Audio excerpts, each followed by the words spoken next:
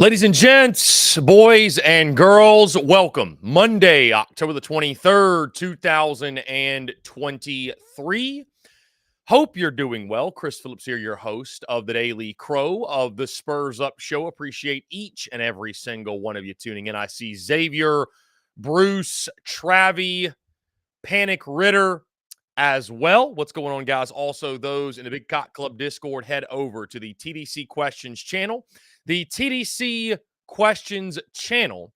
To be sure, your questions are answered there, guys. We have got a jam-packed show for you today here on this Monday. Of course, we're talking all things South Carolina's loss to Missouri, 34-12. The Gamecocks fall to Mizzou, the third straight loss for South Carolina in the 2023 season. Also, guys, we'll talk Monday morning quarterback and look back at the weekend that was in the SEC. And at the end of today's show, we will take your questions, your comments, and your voicemails reacting to everything that took place over the weekend. Also, guys, we're kicking off the show with our good friend Chris Doering of SEC Network. We're going to get to him in just a second. Quick reminder, this weekend, all of my low country Gamecocks, folks around the Hilton Head Island area, we are going to be in Hilton Head this weekend watching the Gamecocks take on Texas A&M at Carolina Cigars. Yes, we'll be hanging out at the Cigar Lounge, watching that game, watching the world's largest outdoor cocktail party. All of the college football guys, of course, kickoff for Gamecocks and Aggies is at noon. So be sure to come on out, guys. All the details on social media. Cannot wait to hang out with all of our good friends down at Carolina Cigars in Hilton Head Island. And per sources, TDC will be live from Hilton Head on Thursday and Friday as we embark down to the low country for the weekend, guys. Really looking forward to it. Going to be great stuff. And again, appreciate you all, your love and support. And thank you to all of those who will be attending on Saturday. Many of you have already confirmed you will be in attendance for that event. So looking forward to that, guys. But in the meantime, of course, like I said, we're kicking off today's show as we do each and every single Monday, talking all things Gamecocks, SEC, everything in between. It was a jam-packed weekend of great football. Who better to help us break it down than our good friend Chris Doering of SEC Network? He joins the show once again. Chris, appreciate you taking the time, my friend. Thank you so much for doing this. How was your weekend? It was good, man. It was busy, as it always is. Hard to believe we're already through week 8 now and almost through the month of October. Seems like we're getting down the stretch. And I think the lesson learned not only in this conference but nationally is that as the season wears on, as the physical and mental toll that the schedule takes on you, weird things start to happen. There were a lot of close potential upsets that didn't occur. Virginia takes down North Carolina. I really think over the next 5 weeks, we're going to see some significant upsets take place, and the pressure ratchets up. We'll get the first college football playoff rankings coming out here in a little over a week, and I think that pressure will certainly force some of these teams that may be kind of pretending right now to be exposed. Yeah, Chris, it was a great weekend for the underdogs, not just in college, but the NFL as well. So interesting for sure. Chris, we'll start with all that happened in week 8. Of course, we'll start in Como. When you watch South Carolina, obviously 34-12 loss. Gamecocks have lost 3 in a row, fall to 2-5. Now you got a trip to Texas A&M looming. How concerning is it to you what you're seeing from South Carolina at this point in year 3 of Shane Beamer's tenure? Well, I think, heading into the season, we knew this was going to be a team that had a lot of youth and experience at a lot of positions. Even more youth has been pushed into having to play more with the injuries. I don't know if I've seen a more snake bit team as it relates to injuries. They continue to pile up at some of the worst positions. Having Rashawn Lee out this last week was certainly detrimental as well. But the thing that I like about it, and I don't know why anybody would expect anything different, they play hard for Shane Beamer. The team always shows up and plays with a lot of effort and intensity. That spurt before halftime that Missouri went on, they're up, score four times on 4 straight possessions. They go up 24-3. Thought that maybe it was going to turn into a blowout, but the defense played better in the second half. You saw Spencer Rattler do what he's done all year long and try to bring his team back. Unfortunately for the Gamecocks, they couldn't get into the end zone. But I'll say this, that's a really good Missouri team having to go to a place that's kind of a sneaky, challenging place to go play. And I thought that they kind of held their own despite having, so many holes to fill due to injuries. And I know that we don't believe in moral victories in this conference, but I think I would worry if it was a situation like I saw in Arkansas. I'm not quite as worried because of the fight that I saw from South Carolina on Saturday. And Chris, speaking of Arkansas, of course, the Hogs fall to Mississippi State 7-3, a game that set back offensive football years. It felt like watching that thing unfold. Sam Pittman makes the decision to fire Dan Enos basically in the middle of year one of his tenure. I think it was a move. It kind of feels like, Chris, out of desperation, one that had to be made, obviously, because as his seat warms up. And I felt like that was the game Saturday that may have put the final nail in the coffin for Pittman. Maybe this is a move that buys him some more time, and especially if they finish the season strong. Your thoughts on the game, but most importantly, Pittman's decision to fire Dan Enos and what you think that means for his tenure moving forward.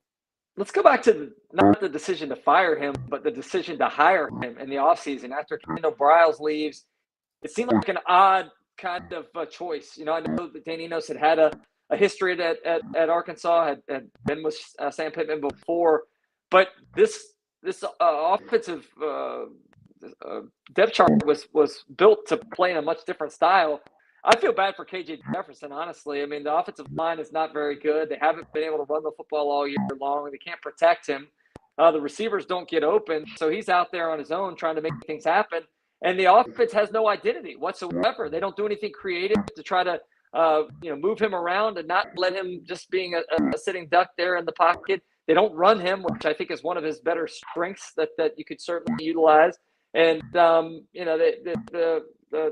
limitations on what they're doing in terms of the route concepts just seems very rudimentary. So I'm not surprised that they made the move with Dan Enos. I hope that this was an effort to provide a little insulation for himself and that it does buy him another year, because I think he's done a great job of taking over a disaster from Chad Morris. But honestly, the way that it felt on Saturday after that game felt very reminiscent of what we felt after a couple of those losses to Western Kentucky, to San Jose State, to North Texas that occurred at home when Chad Morris was here in his final couple of years. Apathy is one of the worst emotions you can have. And right now there's still a little anger and disappointment, but when you get to the point of being apathetic, that's when it becomes time to make a move. Chris, certainly apathy and emotion that Gamecock Nation feels and can relate to what you're saying. They've certainly been in that position before. Let's move to Tuscaloosa, Chris. I thought Alabama showed great fight, heart, resiliency, toughness, what have you, whatever adjective you want to use in that comeback win. Looked like Tennessee was going to make it two in a roll to a victory, and Bama with a big second half comeback. I know Volunteer fans this morning, as many of them out there complaining about referees, but you go back and look at this game, it feels like Alabama, they just really took it at Tennessee in that second half. They did, and they set the tone coming right out of the halftime locker room. They get the ball in offense, get the big run on first down, hit the long pass over the top to Isaiah Bond. So 2 plays, 41 seconds into the second half, you cut that 13-point lead down to 6. The defense goes out there, forces a 3-and-out and a punt, and away things were going. The momentum was clearly on the side of Alabama. You saw a couple moves of desperation by Josh Heupel going for it on fourth down on their own end. The defense not only forces a turnover, but they get 2 turnovers on downs. They get the scoop and score for the touchdown. They win 27-0 in the second half. I thought it was a great example of not panicking, because Tennessee had Alabama on their heels. I mean, they were going up and down the field, 187 yards of offense in that first 15 minutes alone. But the defense did a great job of keeping them out of the end zone. And I thought that was much like what we saw earlier in the season, where they had to maybe hold on while the offense figured things out. They were able to stabilize and force field goals on a couple possessions inside the red zone. That is a recipe for losing against Alabama. You got to be able to score touchdowns when you have the opportunity, and Tennessee was not able to do that. But I thought that they played a pretty near perfect first half outside of that. Joe Milton starts 9 of 9. The receivers are catching the ball much better than they had before, getting some decent protection. So credit to Alabama for not going into the locker room and panicking. They came out, made a few adjustments, and were able to win that one going away.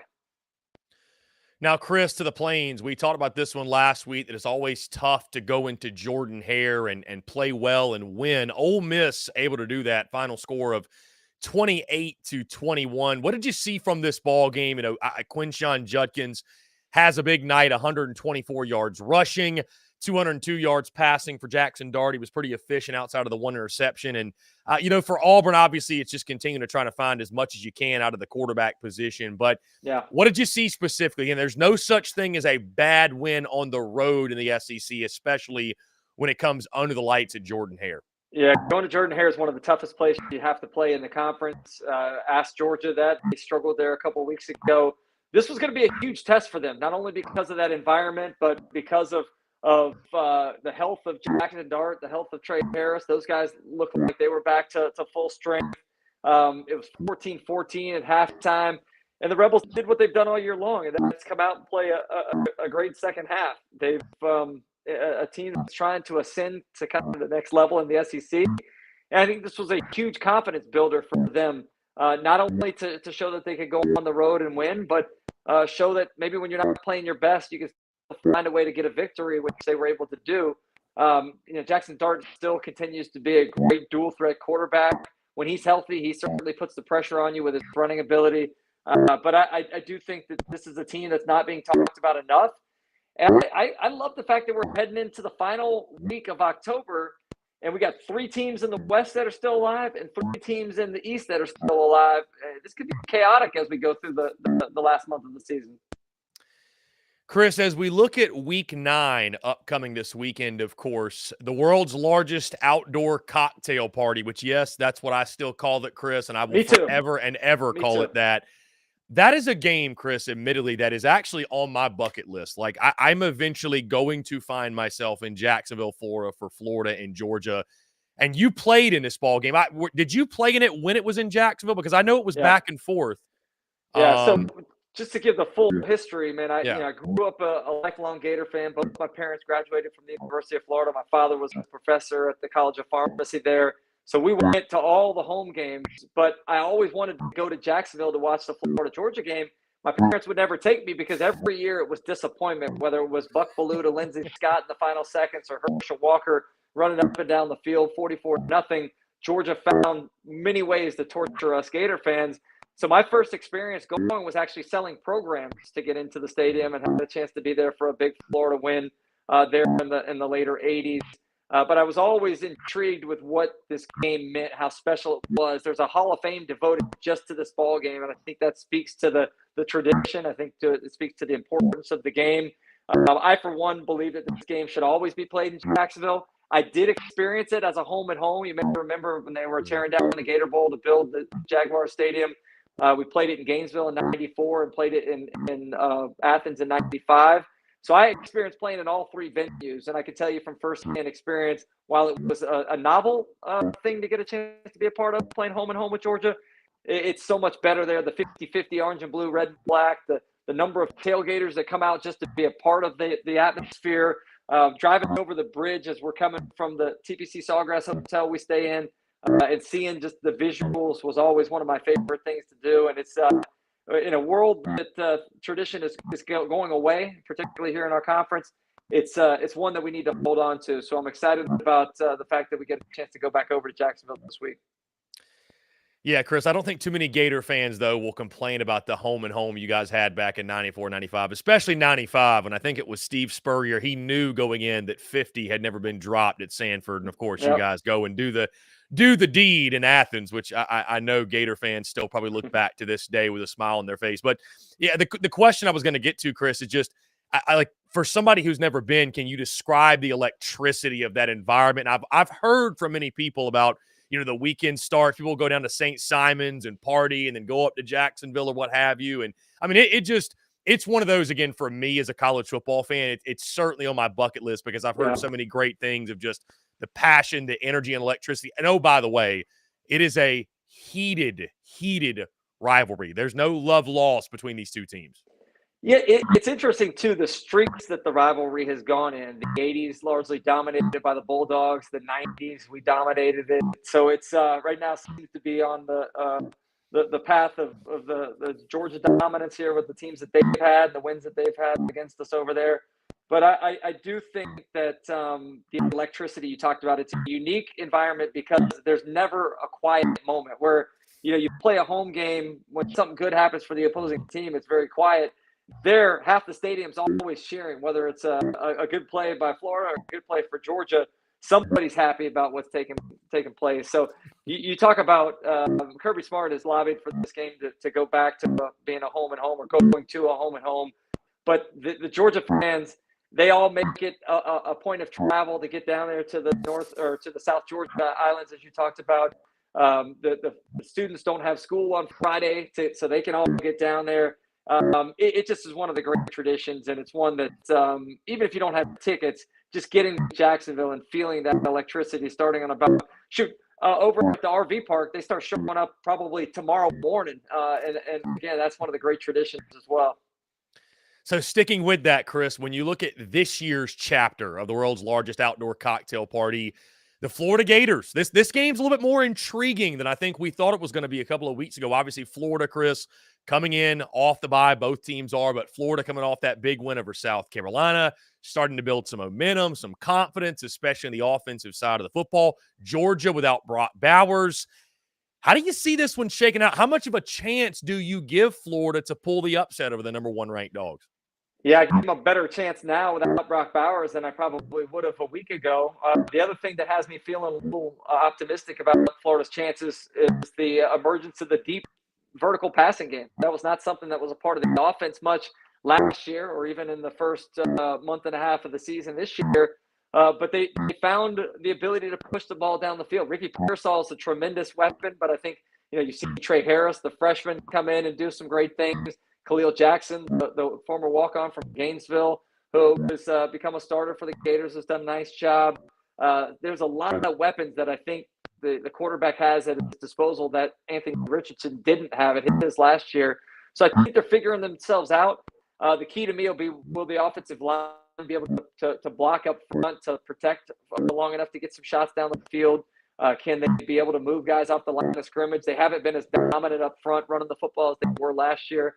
But I do think that Florida has a chance in this ballgame. The question to me is, like, all of the optimism that is out there around the program, how much of that is real and how much of that is based on beating a 2-win South Carolina team that you probably could have and should have lost to? So I need to see Florida back it up. Once we saw them beat Tennessee, Florida fans were feeling pretty optimistic, and then they went out and got blown out in Lexington.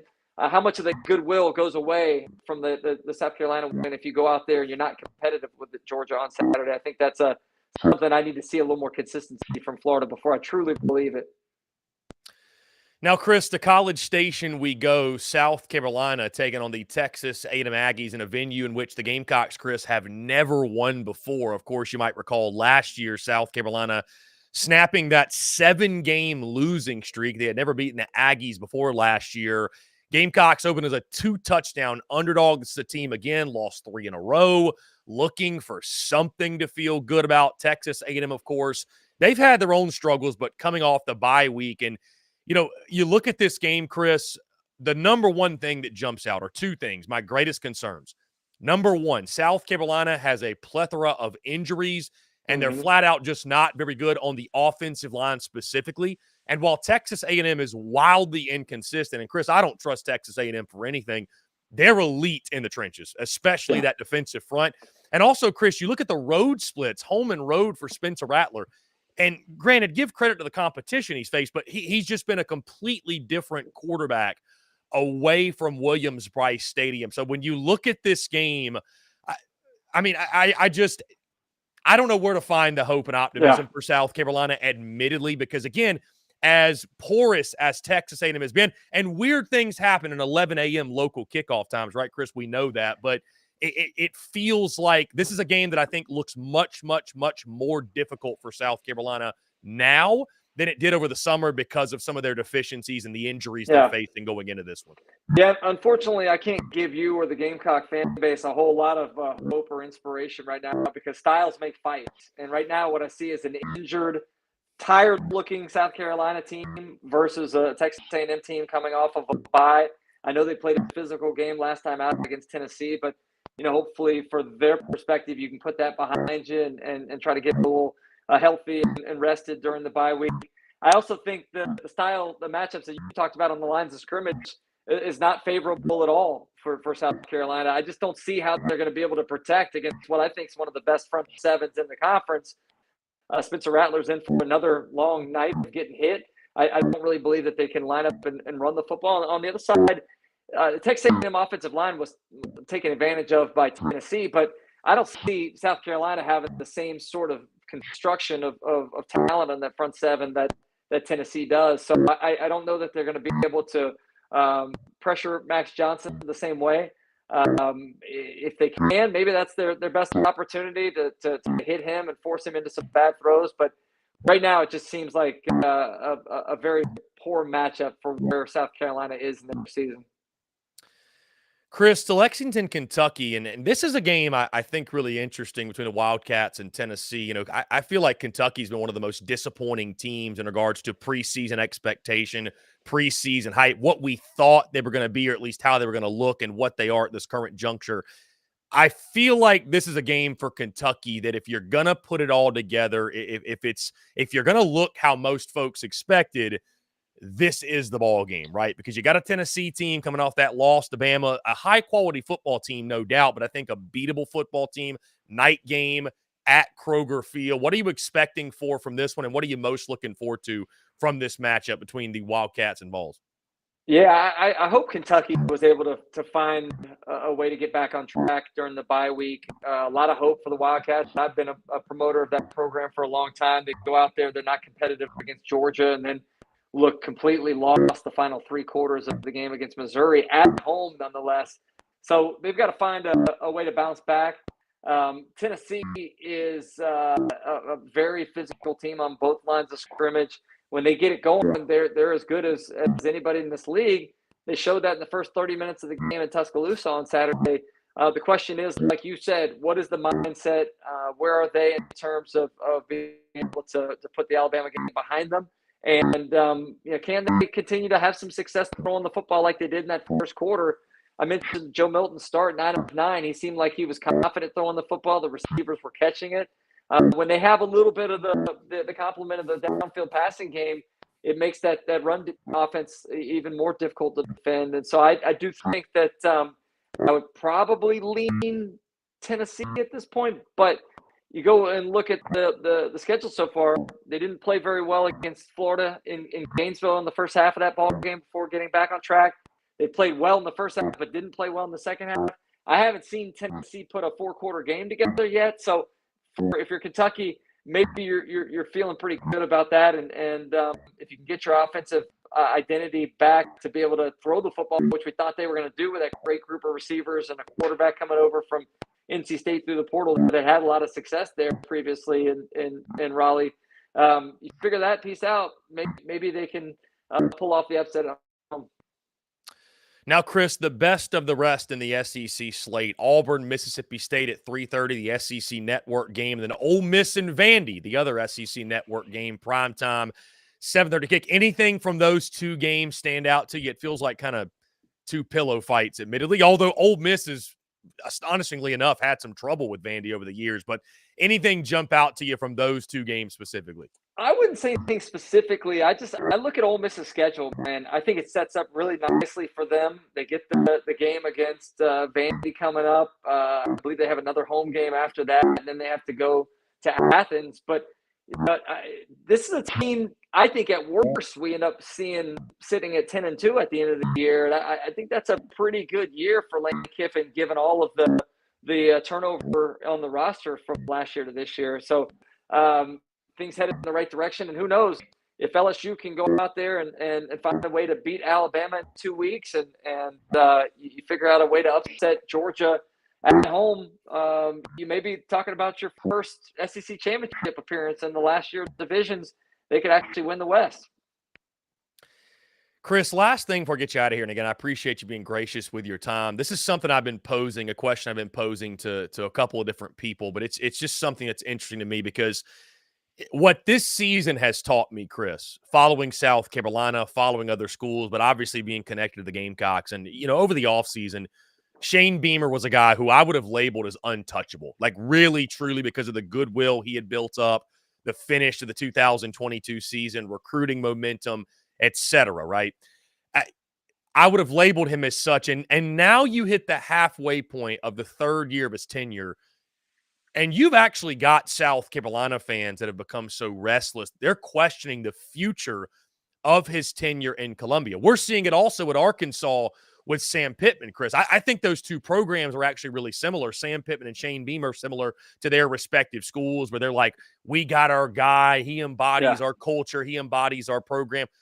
I say all that to ask you this, Chris, because patience is something that SEC football fans, college football fans as a whole, but especially SEC football fans don't have. And, Chris, coaches used to get 5, 6, 7 years to get recruiting classes in and build programs, but things like NIL, transfer portal, they've expedited the expectations, or they've made that window much shorter for coaches to turn things around. Yeah. I don't know if it's easy to put like a specific number of years on it or length of time, because, right, it's a different challenge at Florida than it is at South Carolina. Let's just call it for what it is.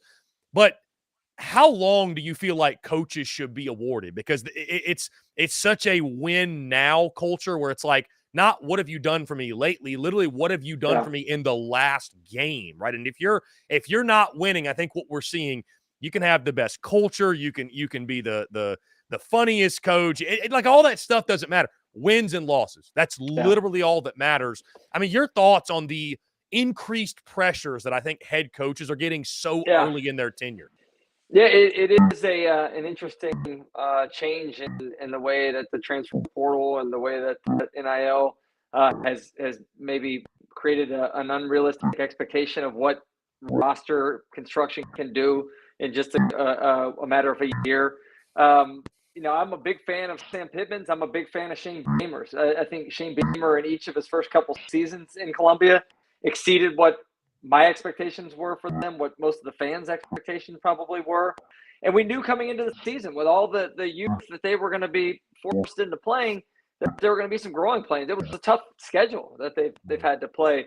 They've been in some close ball games. Maybe the most troubling thing to me, just the lines of scrimmage not being better on offense and the defensive lines, and how important that is to this conference. But I don't see a team that's giving up. I see a team that plays really hard for Shane Beamer, and I think that's a good sign. And I do think, you would know this better than I do, but from the standpoint of what they're doing on the recruiting trail, it still seems like they have a lot of momentum and a lot of people excited about the program. So nobody finished the season last year hotter than what South Carolina and Shane Beamer did with those wins over Tennessee and Clemson in a matter of 7-8 days there. So I don't think things should change yet. I think you got to stay the course, particularly with what you've seen in Tallahassee. Mike Norvell was a guy that Florida State fans wanted out of there the first couple seasons. They had to hang in there largely because they didn't have any options for the buyout. But that has paid dividends now and has them undefeated and sights on getting into a college football playoff game. So I think you just have to try to resist the temptation to have the unrealistic expectations for our schools, and understand that this is the league. Every league game that one coach wins, there's another one that's losing. It's a zero-sum kind of situation, and that was one of the reasons why when we talked to the coaches down at spring meetings in Destin back in May, they're not for expanding to the 9-game conference schedule. It's only going to put more losses in the coaches' win-loss columns, and it's going to create a lot of pressure and even more turnover, most likely. Chris Doering of SEC Network. Chris, thoroughly enjoy these conversations every Monday. Thank you so much for your wisdom, for your insight. Always look forward to it and can't wait to do it again next week, my friend. And good luck to the Gators, by the way, in the world's largest outdoor cocktail party. I personally cannot wait to watch that game. And I will make the trip at some point. I can guarantee you. And when I do, I will let you know. Let me know, man. Good to be on with you. Talk to you guys next week. Yeah, man. Appreciate you, Chris. Great stuff. Great stuff, guys, from Chris Doering, as always. And I do apologize if we had some technical issues there. I think we had a bug in there somewhere. Somebody, I think I saw in the comments, said it was the soul of Gamecock fans leaving Mizzou Hackers, whatever it might be. Either way, Muschamp Hackers, who knows? Guys, that being said, we're going to jump into our first break of the day. But on the other side, it is Therapy Monday after South Carolina's 34-12 loss to Mizzou. I'll give you my full takeaways, my thoughts on everything that took place, and we'll react to a, let's just call it what it is, an embarrassing loss in Como. Guys, all that and more on the other side of this break. You're tuned in to the Daily Crow. The Daily Crow is brought to you by our friends at Carolina Cigars. Carolina Cigars has been in operation since 2008, recently taken over by the Peterson family in 2020.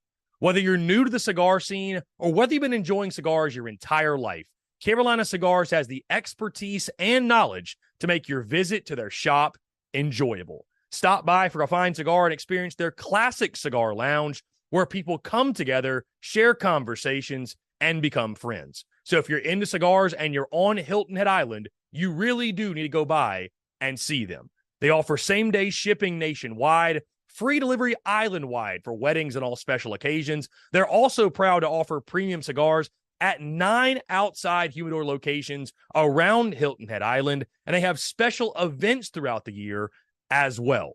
They want to talk to you. They want to engage. They want to share with you their cigar selection they're very proud of and their beautiful cigar lounge. When you're in the Low Country, there's only one place for cigars. That's Carolina Cigars. And there's only one place I get my cigars. That's Carolina Cigars, Hilton Head Island's premier cigar merchant. Come and share your passion. It's all here at Carolina Cigars. Give them a follow on Instagram at Carolina_cigars. Or give them a call today at 843-681-8600. That's 843-681-8600. Smoke them if you got them, and tell them that Chris from the Spurs Up Show sent ya. The Daily Crow is also brought to you by our friends over at A1 Air Quality Consultants. Headaches, coughing, running nose, while in the office or just in your home, call A1 Air Quality Consultants to have your air checked today. From Columbia to Asheville, Anderson to Charlotte, they are your breath of fresh air for all of your air quality needs. Be sure to give them a call or shoot them a text today at 864-619-2092. That's 864-619-2092. You can also contact them via email at a1airqualityconsultants@gmail.com. Be sure to check them out. We thank A1 Air Quality Consultants for their love and support of the Spurs Up Show, and tell them that Chris from the Spurs Up Show sent ya.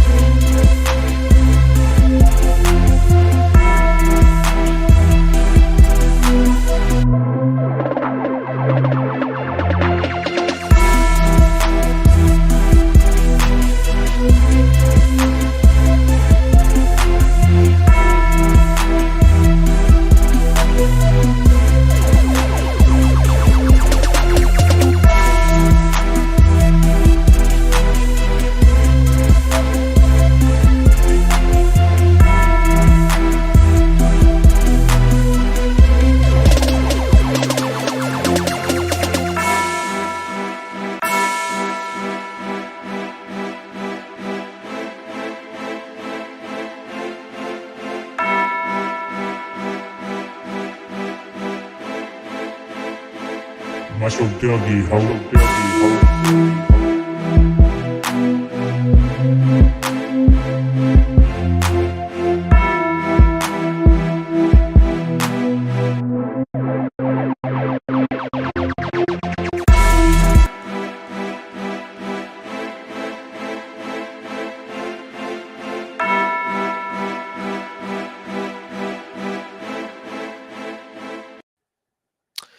Ladies and gents, boys and girls, welcome back here on this Monday, October the 23rd, 2023. Appreciate each and every single one of you tuning in.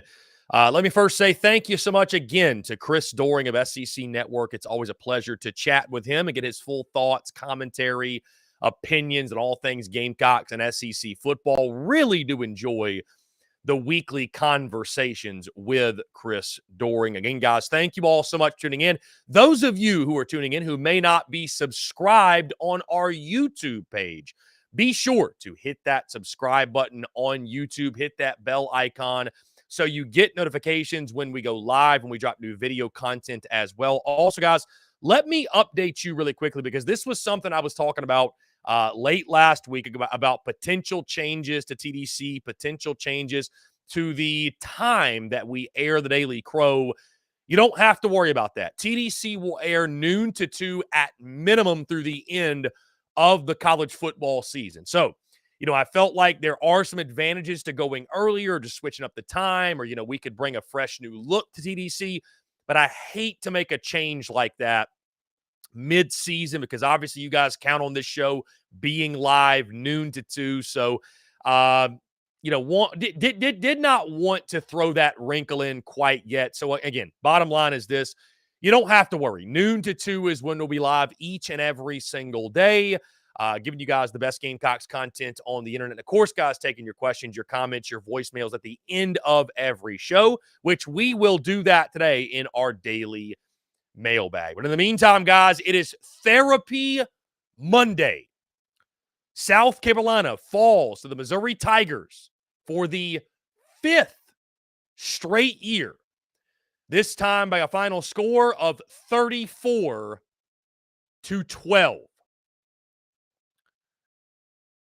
Is there anything positive to take away from this game? I got to be honest with you guys. Yesterday, Sunday, I normally wake up and I'll fire off 5 or 6 or 7 tweets or posts or what have you of my thoughts, my immediate reactions to the game that was once I've had 24 or so hours to sit down and decompress and think about what happened. I had nothing. I truly had nothing after a just thorough beatdown at the hands of Mizzou and Como. And you have to start, guys, with this. Like, it's time for a lot of Gamecock Nation, right? Because over the summer, when we talked about this game, we talked about Missouri, there was a lot of commentary from Gamecock fans out there that, Chris, Missouri's not a better program than us. It doesn't matter. They've won 4 in a row. They're not better than us. They don't recruit better. They're in Columbia, Missouri. Like, they shouldn't be in the SEC. There was this feeling from a large portion of Gamecock Nation that for some reason Missouri football was below South Carolina football. And so it's time for many people to come to grips with the fact that's not the case. It's time to admit that, guys, until further notice on the field, Missouri is a better football program than South Carolina. And Eli Drinkwitz owns Gamecocks football. Like, it wasn't even debatable when we did our position unit comparisons, right? Comparing everything from every position group on the field to coaching as well. When I gave the coaching nod to Missouri, that one was not even debatable, and you saw it yet again. And isn't it baffling? Isn't it baffling that every single year that South Carolina and Missouri meet on the gridiron, every single year, Missouri's coaching staff runs circles around Shane Beamer and his group of coaches every single year. And so would we say that Carolina got whipped in every facet of the game? That includes coaching. Offense, defense, special teams, and yes, coaching. Toughness, you want to add that one in there? And it begs the question, guys, like, why can this team not play well on the road? It's that age-old question we've had with Gamecocks football. And let's be fair, by the way. Let's be fair, because we're going to talk about this a lot, about the road struggles and home and road splits and what have you. South Carolina's road schedule, including neutral games, it's been tough, right? North Carolina, Georgia in Athens, Missouri. It's been tough sledding away from Williams-Brice Stadium, right? You got Texas A&M upcoming. Tennessee, obviously, on the road at night. That was the one I was somehow forgetting. You've played some really, really tough competition. But it's one thing to lose. It's one thing to go on the road in the SEC and lose a football game. No shame in doing so. It's really hard to win on the road. We know that. But how it's happened. Guys, outside of one half against Georgia, think about this. Think about this. Take a moment and think about this. Outside of one half against the Georgia Bulldogs, outside of 30 minutes of play on the road this season, you have looked abysmal the rest of the time. Start to finish against UNC made you want to vomit. Second half of Georgia dominated across the board. Tennessee, start to finish, dominated. And then this game against Missouri, start to finish, pure domination. Game was over before it even started practically. I mean, guys, that game 24-0. 24-0 at one point. A lot of folks want to point to the second half. Well, look at the comeback, like the field goals, and Carolina's defense made adjustments. Mizzou put that game in cruise control, man. Mizzou put that game in cruise control and never looked back. And what's sad about it, guys, what's sad about it is Mizzou put it in cruise control, and South Carolina could do nothing with it.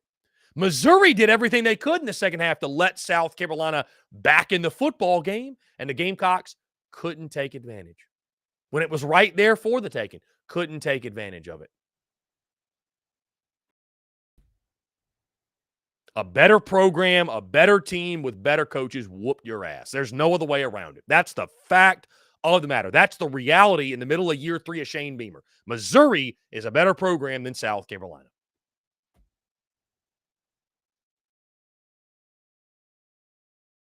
And you look at specific things on the field of play.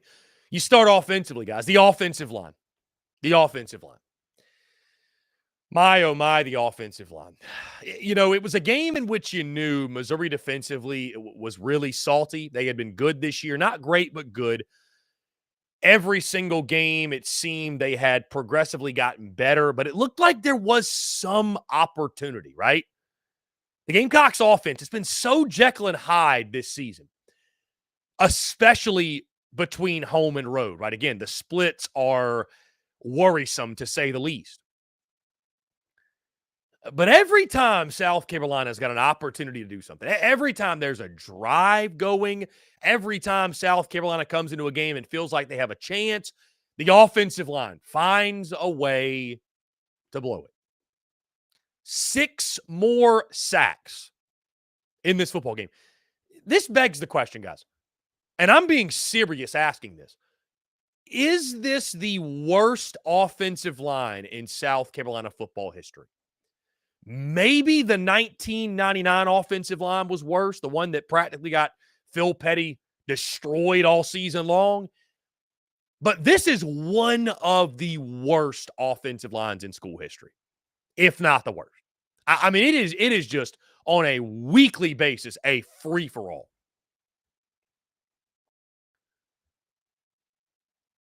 And when you are blocking or not blocking, the way that South Carolina was in that football game on Saturday, guys, you just simply don't stand a chance, man. You simply don't stand a chance. Then you look at the injuries, and the injuries are mounting up, and it's one guy after another after another. Shane Beamer saying in his teleconference yesterday that, guys, if the injury report doesn't change with the offensive line, they're not going to have a backup offensive line in practice this week. That's how bad it's gotten. But, I mean, you look at the rushing attack, South Carolina 29 for 69. Mario Anderson actually 12 for 68. A lot of that coming in the second half. That's 69 yards rushing, of course, adjusted with sacks, negative 15 yards for Spencer Rattler because of sacks. The Gamecocks ran the football, hey, right at their average, 2.4 yards per carry.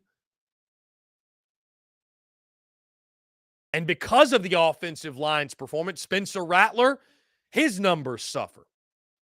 Very pedestrian. You look at his numbers, guys, 23 of 40, 217 yards, no touchdowns, a pick. And this brings me to, guys, what I was talking about before, the home and road splits. And these numbers, by the way, these stats, courteous of our friend Brad Crawford of 24/7 Sports, does a great job, obviously. He posted this on Sunday afternoon.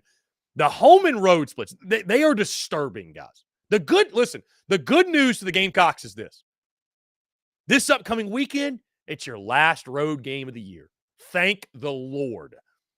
Because Spencer Rattler splits, they're unreal. At home, he's one of the best quarterbacks in college football. In 3 home games, 315.3 yards per game, an 85% completion percentage, 10 touchdowns to just 1 interception, and only sacked 6 times in those 3 games. Now, granted, your home competition has been Furman, Mississippi State, and Florida.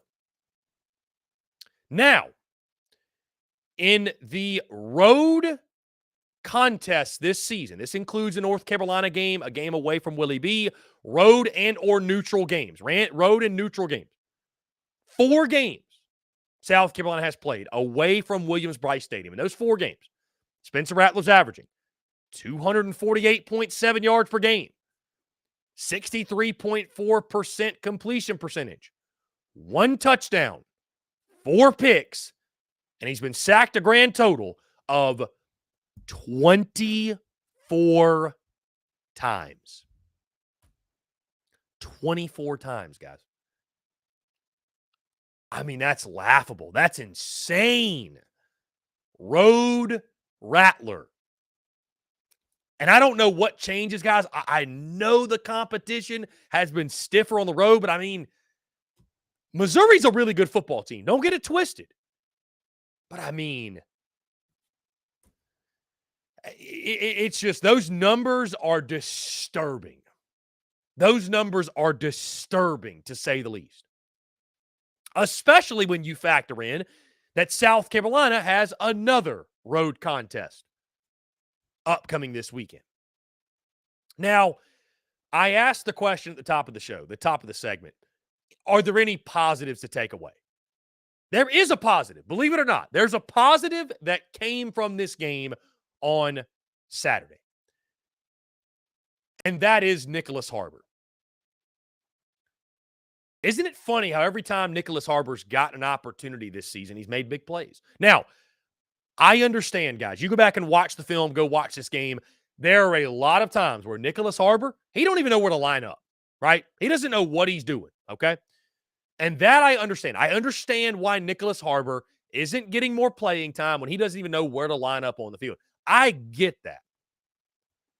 But if Xavier Legette's injury from Saturday, if it lingers, God forbid, he's got to miss a week or 2 weeks or an extended period of time, Nicholas Harbor, guys, has got to become a bigger part of the offense. Because even if the kid doesn't know what he's doing, you watch the game and you see Nicholas Harbor on the field, and it's like, who can cover him? This dude is not human. I mean, this dude, he stands out amongst the rest. It's a man playing against children. And again, he's got to learn the fundamentals. He's got to learn the basics. He has to be able to grasp those things. I mean, from as simple as where to line up, right? He's struggling with that right now, as we've seen. But if you lose Xavier Legette and you're looking around saying, okay, who are our top options at wide receiver? This coaching staff's got to find a way to get Nick Harbor ready to go. They've got to find a way to get him more involved. Because the responsibility of the coaches is put your best 11 on the field. Put your 11 best. And at the wide receiver position, put your 3 or 4, however many best options on the field. You cannot convince me that if Xavier Legette goes down, Nick Harbor's not one of those guys. And he's too talented, too skilled, too physically gifted not to utilize him. Now, switching sides, guys. The defensive side. I mean, if it's not one thing, it's another for the South Carolina defense. And to watch the Gamecocks just get manhandled, physically manhandled. That's why Missouri throttled you the way they did, guys, right? We can talk about the quarterback battle and this guy, that guy, but Missouri dominated you in the trenches. They physically whipped you. In a game in which we came into it concerned about the secondary, right? Brady Cook's going to have a career day. Luther Burden's going to go for 200. They hit some deep shots early, no doubt, right? Luther Burden with that big touchdown catch. He had 4 for 90 for a TD. But, I mean, Brady Cook only threw for 198 yards. 14 to 24, 198, a touchdown, no picks. He was good for them, but he wasn't great. But if it's not one thing, it's another thing. Cody Schrader, a career high in rushing. 26 for 159. 2 touchdowns on the day. How about Brady Cook? 9 for 64. A touchdown to his credit. Missouri ran for 41 carries, 220 yards, and 3 rushing touchdowns, guys. They averaged 5.4 yards per carry. So let me get this straight. You can't stop the pass. You can't stop the run.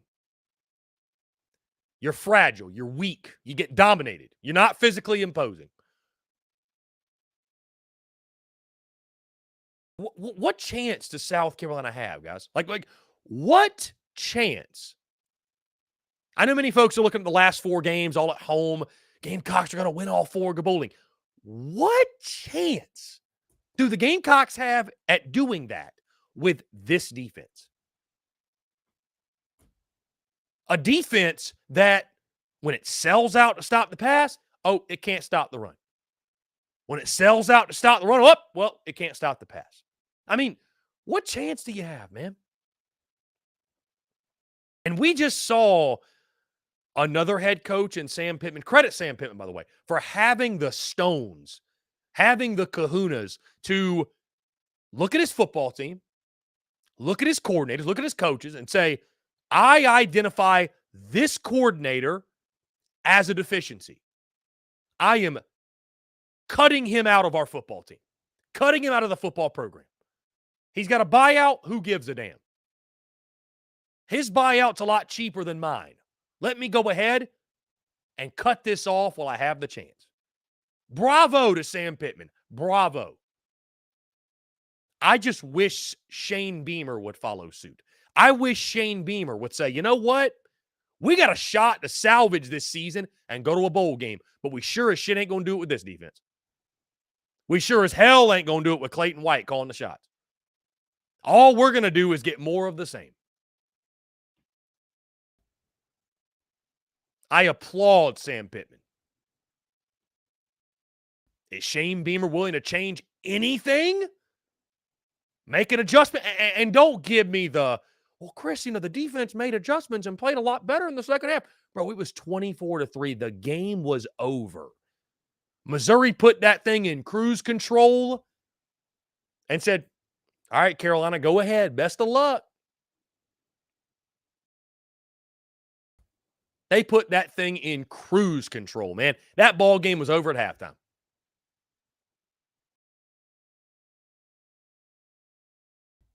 If it's not one thing, it's another. If it's not one thing, it's another for South Carolina. Guys, a bit of an odd decision, I thought, on Saturday, looking back, and maybe hindsight's 2020, but the, 4 field goals, getting down in the red zone. I believe you got in the red zone 4 separate occasions, kicked 3 field goals. I understand, I guess, end of game. You're trying to make that from an 18-point game to a 15-point game, a 2-score game. But, looking back, you think about it. South Carolina held without a touchdown. Without a touchdown. In Como. For a coach in Shane Beamer and this coaching staff that pride themselves on being aggressive and forcing the issue, I was somewhat surprised to see South Carolina settle for so many field goals. Again, I'm a little bit nitpicking here, but, I just, maybe it's a learning experience. I just think it's interesting that Shane Beamer against Tennessee was more than happy to not kick the field goal. Told the reporters on SEC Network, hey, we're not going to beat these guys kicking field goals. And then in a scenario in which you're down big at Mizzou, you need touchdowns to remotely even get back into the football game. You settle for field goals. That just surprised me. And so, guys, that leaves us to where we are today. And now that the dust is settled and watching that game Saturday, guys, watching that game, as much as I hate to say it, and I hate to say it, but unfortunately this season, it's getting a very must-champish vibe to it. And it makes me sick. It makes me sick to utter those words. But a football team who is falling flat on the road, especially out of the gate, getting blasted, not even standing a chance. Injuries mounting, losses piling up, and a fan base that, will never not be excited for game day when the Gamecocks play because you only get so many of them, right? But it's this hollow feeling. It's this empty feeling of being excited for game day while also bracing yourself for the worst. It's like you're excited for game day, but not because of the prospects of winning. You're just excited because, well, we get to watch the Garnet and Black run out on the field again. It's that feeling that I had towards the end of the Will Muschamp era, where it's just like, yay, it's game day. Hopefully we don't get killed today. And that's just a sad place to be, man. It's a sad place to be. It's a really sad state of affairs. It's an unfortunate position that South Carolina football is in, just purely flat out dominated across the board. In case you're wondering, guys, tomorrow, to kick off tomorrow's show, or during tomorrow's show, we're going to have a dedicated segment to addressing the state of affairs in year 3 of the Shane Beamer era at this point. Because I'll just say briefly, I'm still behind Shane Beamer 110%. I still believe that Shane Beamer can be the guy at South Carolina. I really do. But to turn a blind eye and to say that there are a number of troubling things that stand out right now in year 3 of the Shane Beamer era is incorrect. There's a lot to be concerned about. And the product that we just witnessed in Columbia, Missouri, it falls at the feet of Shane Beamer. We can talk about Clayton White, guys. We can complain about Dowell Loggins. We can talk about Montario Hardesty and Tori. Nothing happens in the South Carolina football program without Shane Beamer's first sign-off. Nothing. Nothing happens. Nothing takes place without first the sign-off of Shane Beamer. And so when you factor that in, this is Shane Beamer's football program. And as I've said before, I'm behind him 110%. But year three of Shane Beamer's tenure, it's hard to, even if the Gamecocks reel off a couple of wins to close out the season, it's hard to view it as anything other than a colossal failure, especially after a fifth straight loss to the Missouri Tigers and a pure butt-whooping at the hands of Eli Drinkwitz in Columbia, Missouri. Guys, that being said, let's go ahead and jump into another break. On the other side, we'll play Monday morning quarterback, look back at all of the action in college football, the SEC in particular, and maybe a couple other games as well. Guys, all that and more on the other side of this break. You're tuned in to the Daily Crow. The Daily Crow is brought to you by our friends at Carolina Cigars. Carolina Cigars has been in operation since 2008, recently taken over by the Peterson family in 2020. Whether you're new to the cigar scene or whether you've been enjoying cigars your entire life, Carolina Cigars has the expertise and knowledge to make your visit to their shop enjoyable. Stop by for a fine cigar and experience their classic cigar lounge where people come together, share conversations, and become friends. So if you're into cigars and you're on Hilton Head Island, you really do need to go by and see them. They offer same-day shipping nationwide, free delivery island-wide for weddings and all special occasions. They're also proud to offer premium cigars at 9 outside humidor locations around Hilton Head Island, and they have special events throughout the year as well. They want to talk to you. They want to engage. They want to share with you their cigar selection they're very proud of and their beautiful cigar lounge. When you're in the Low Country, there's only one place for cigars. That's Carolina Cigars, and there's only one place I get my cigars. That's Carolina Cigars, Hilton Head Island's premier cigar merchant. Come and share your passion. It's all here at Carolina Cigars. Give them a follow on Instagram at Carolina_cigars, or give them a call today at 843-681-8600. That's 843-681-8600. Smoke them if you got them, and tell them that Chris from the Spurs Up Show sent ya. The Daily Crow is also brought to you by our friends over at A1 Air Quality Consultants. Headaches, coughing, running nose while in the office or just in your home, call A1 Air Quality Consultants to have your air checked today. From Columbia to Asheville, Anderson to Charlotte, they are your breath of fresh air for all of your air quality needs.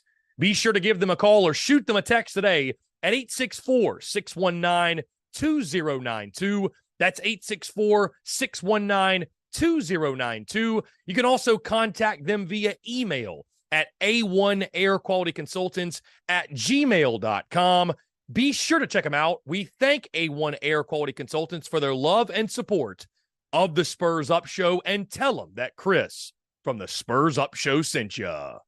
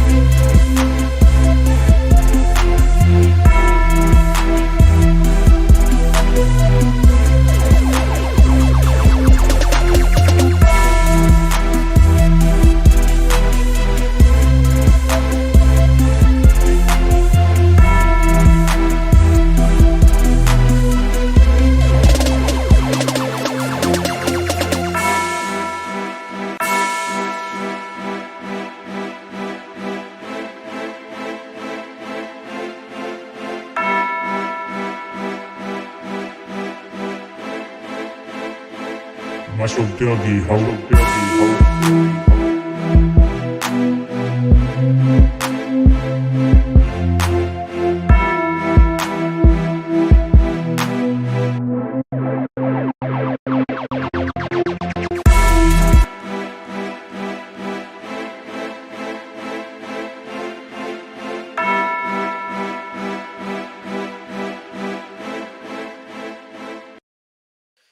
Ladies and gents, boys and girls, we are back here on this Monday, October the 23rd, 2023. Appreciate each and every single one of you tuning in, guys. Thank y'all so much. Hey, do not forget, stick around for the daily mailbag, taking your questions, your comments, and your voicemails. Guys, if you do want to chime in, you can do so. Final 30, 40 minutes of the show or what have you, we will take all of your questions, comments, and voicemail. So I'd love to hear from you all.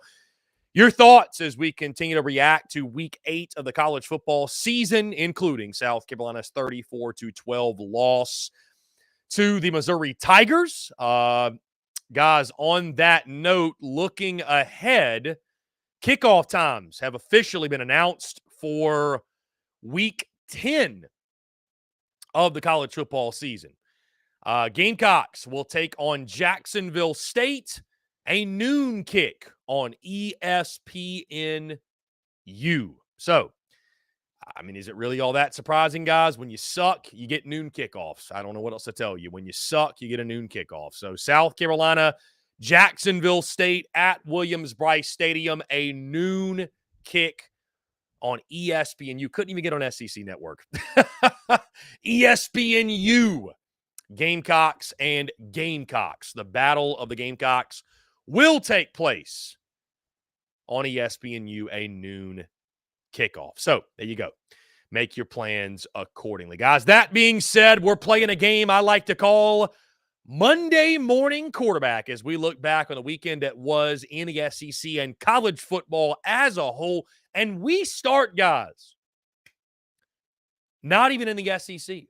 How about Clemson falling to Miami? And boy, you talk about troubling times in Tiger Town. And also, let me say this, by the way, because I saw some commentary over the weekend that you can't talk about this because Carolina's 2-5. Why don't you worry about – guys, I'm not a coach. I'm not a player. I can worry about whatever I want to worry about. And I can talk about whatever I want to talk about. And I don't just talk Gamecocks. We talk SEC. We'll talk notable college football storylines if they demand it. And this is a storyline that demands it because Clemson football is unraveling at the seams. That's like the only thing that Gamecock Nation is taking solace in this 2023 football season. Like football in the Palmetto State, trash this year. Like both sides, just trash. Pure trash. And I mean, when you look at Clemson, and we've given Shane Beamer a lot of grief, right, for things he said in press conferences and comments he's made and antics and what have you. But Dabo Swinney, let's first address this. Dabo Swinney, after the loss, making the comment when asked about, do you guys have a sports psychologist? And he says, yeah, we have one. We have one.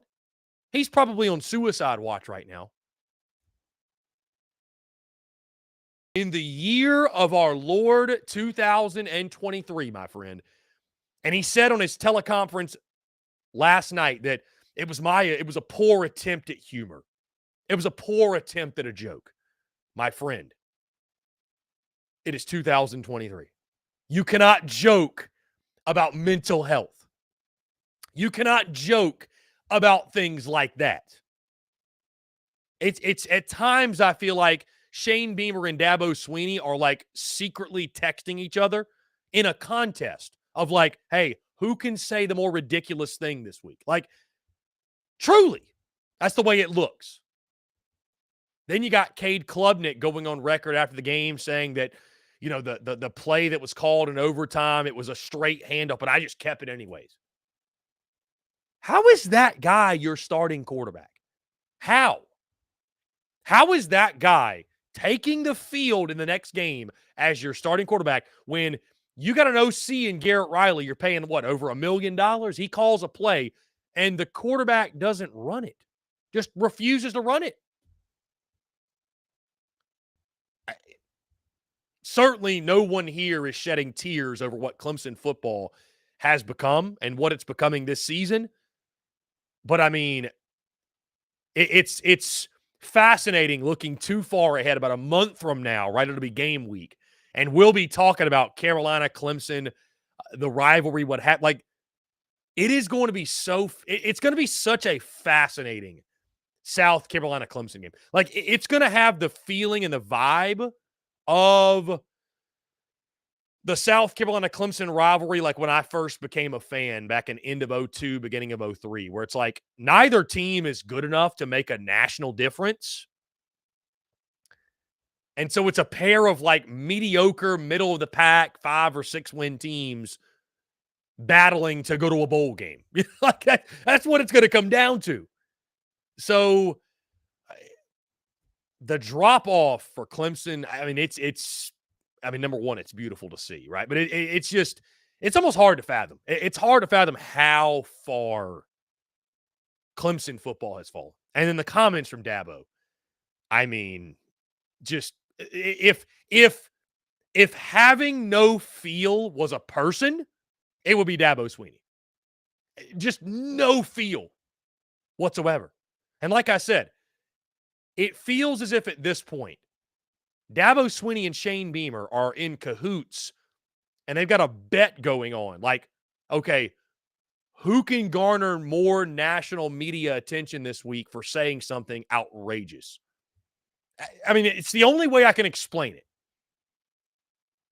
Because every presser, every post, these two guys are just trying to one-up each other, it seems, with the comments. I don't know. Anyway, so the SEC guys as a whole, national college football landscape, obviously, guys, Ohio State beating Penn State, I think, was the big takeaway. Ohio State looked dominant. They're my national championship pick, by the way. The defense, incredible. Our good friend J.D. Pickell was actually at that game, as was most, I guess, of the college football world. But back to the SEC. Arkansas falls to Mississippi State 7-3.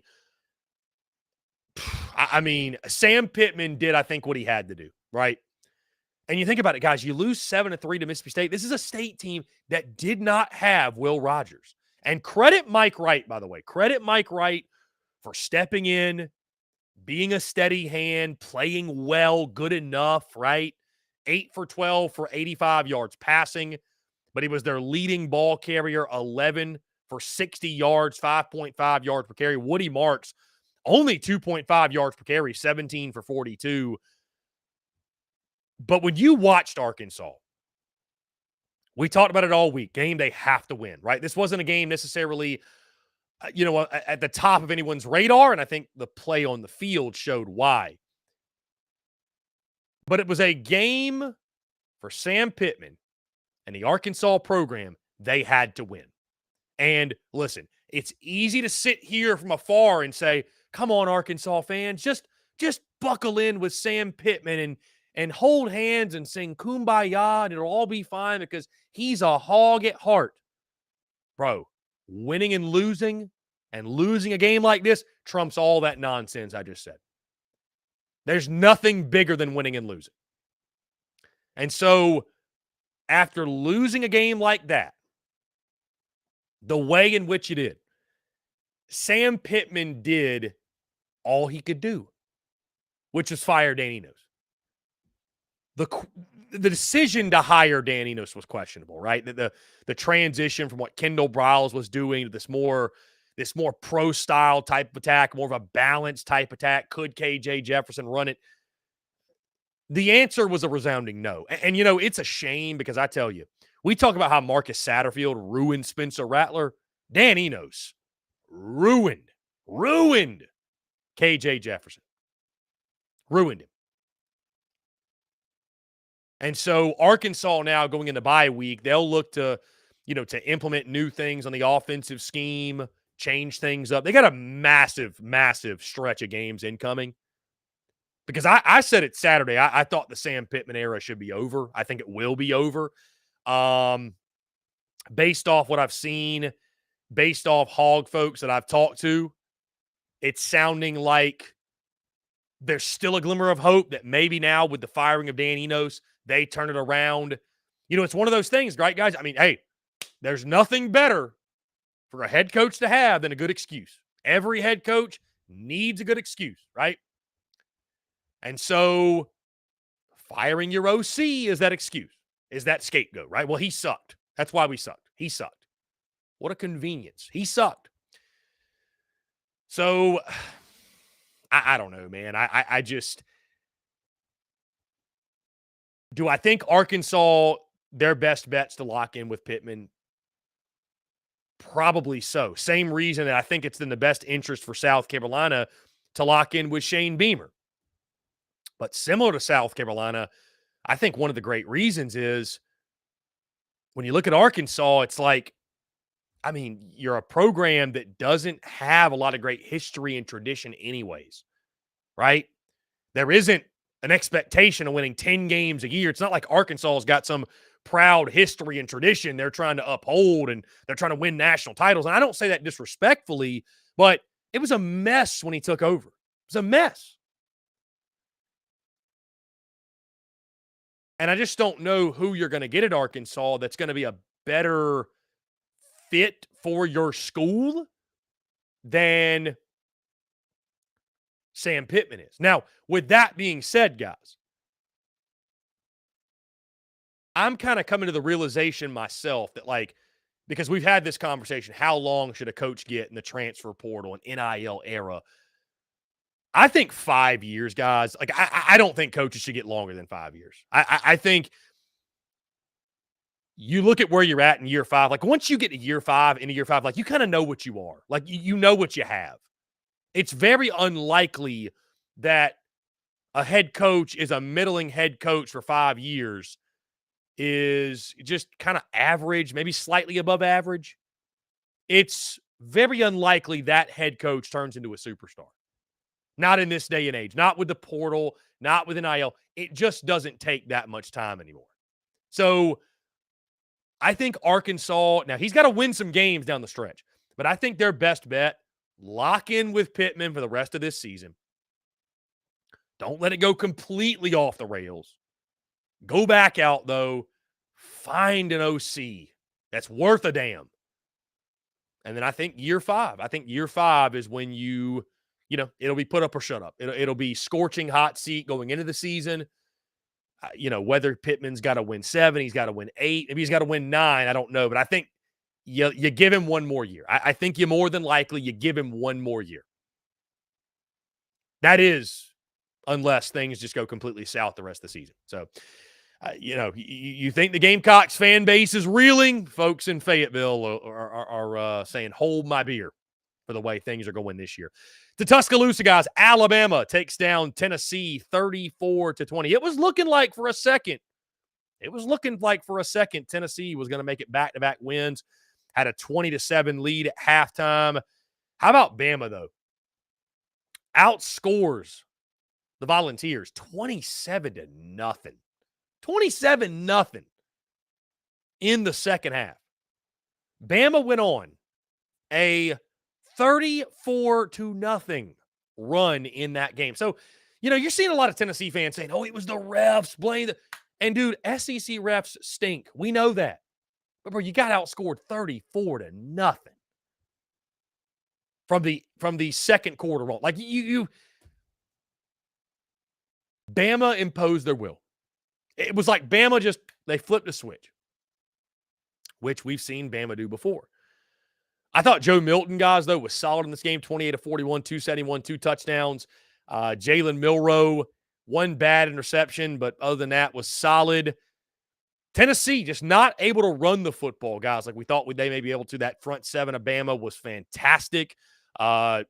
McClellan for Alabama was great as well. And, I think for Tennessee, guys, for their program, not the result they wanted, not the outcome, obviously, but I think if you look at where the program is under Josh Heupel, you knew going into Tuscaloosa it was going to be a really, really tall task, right? Really tall task. And I think the encouraging thing for Bama, again, that front 7, slowing down the run, also getting Jace McClellan going against a really, really good Tennessee front seven. I think that's what's encouraging. But this is a game kind of similar to how I looked at South Carolina going to Knoxville and saying, okay, like that's a revenge game. You're not going to win that football game. That's kind of how you had to look at this if you were Tennessee. Like revenge game. There's no way Bama was losing to Tennessee this season. Not after last year. Not after what happened. So, big win for the Crimson Tide. And again, the thing that stands out, outscoring Tennessee 34-0 to close out that ball game. Incredible. To the Plains we go. Ole Miss takes down Auburn. Final score of 28-21. Anytime you go on the road in the SEC and win, guys, especially when it's at Jordan-Hare, it's a great W, truly. Quinshon Judkins, fantastic in this game, 5.9 yards per carry. That's what Ole Miss needs to be at their best, 124 yards rushing for him. As a team, Ole Miss ran the football really, really well. Jackson Dart was efficient. Just 17 passing attempts, but 10 for 17, 202, a touchdown, and a pick. Auburn quarterbacks continue to struggle, 9 of 13 for 100 yards, a touchdown and a pick for Peyton Thorne. Robbie Ashford, 3 for 4, 22 yards, and an interception for him. And in the running game, I thought Jarquez Hunter was solid for them. 15 carries, 6.1 yards per carry, 91 yards, 2 touchdowns. Peyton Thorne using his legs as well as Robbie Ashford. But, Ole Miss, man, give Ole Miss credit. I mean, they're a good football team, dude. Ole Miss, I know they've still got Georgia on the schedule, but they're a real threat in the SEC West. This is a team we realistically could talk about going to Atlanta. Now, they got to go to Georgia. That's going to be a really, really tough game for them. But I thought Auburn showing a lot of grit, a lot of toughness, a lot of fight. The Plains is a really tough place to play. And again, there is no such thing as a bad road win in the SEC, especially when it comes on the Plains. So great job by Lane Kiffin and Ole Miss. And guys, they're staring at a 10-win season. I mean, Ole Miss is realistically staring at a double-digit win season, and you just cannot say enough good things about what Lane Kiffin has done with that program. And guys, finally, LSU, a dominating 62-0 win over Army. And this one, guys, domination start to finish. It was 38-0 at halftime. The offensive fireworks, of course, Jaden Daniels was electric. Even Nussmeier came in, the backup quarterback, and did well. You look at the rushing statistics, bunch of different guys, Holly, Kane, Diggs. I think it was very obvious. But by the way, Thomas Jr. and Neighbors went for 122 and 121, respectively. 2 touchdowns apiece for those guys. LSU with just way too many weapons, guys, way too many athletes. And it now sets up the big-time matchup, of course, LSU with the bye week this weekend. LSU, Alabama, in just under 2 weeks. Cannot wait to watch that game between the Crimson Tide and the Bayou Bengals, a game that we all feel will most likely decide the SEC West. Guys, that being said, let's jump into a quick break. On the other side, the Daily Mailbag, we'll take your questions, your comments, and your voicemails here on this Monday. All that and more on the other side. You're tuned in to the Daily Crow. The Daily Crow is brought to you by our friends at Carolina Cigars. Carolina Cigars has been in operation since 2008, recently taken over by the Peterson family in 2020. Whether you're new to the cigar scene or whether you've been enjoying cigars your entire life, Carolina Cigars has the expertise and knowledge to make your visit to their shop enjoyable. Stop by for a fine cigar and experience their classic cigar lounge, where people come together, share conversations, and become friends. So if you're into cigars and you're on Hilton Head Island, you really do need to go by and see them. They offer same-day shipping nationwide, free delivery island-wide for weddings and all special occasions. They're also proud to offer premium cigars at 9 outside humidor locations around Hilton Head Island, and they have special events throughout the year as well. They want to talk to you. They want to engage. They want to share with you their cigar selection they're very proud of and their beautiful cigar lounge. When you're in the Low Country, there's only one place for cigars. That's Carolina Cigars. And there's only one place I get my cigars. That's Carolina Cigars, Hilton Head Island's premier cigar merchant. Come and share your passion. It's all here at Carolina Cigars. Give them a follow on Instagram at Carolina_cigars, or give them a call today at 843-681-8600. That's 843-681-8600. Smoke them if you got them, and tell them that Chris from the Spurs Up Show sent ya. The Daily Crow is also brought to you by our friends over at A1 Air Quality Consultants. Headaches, coughing, running nose while in the office or just in your home. Call A1 Air Quality Consultants to have your air checked today.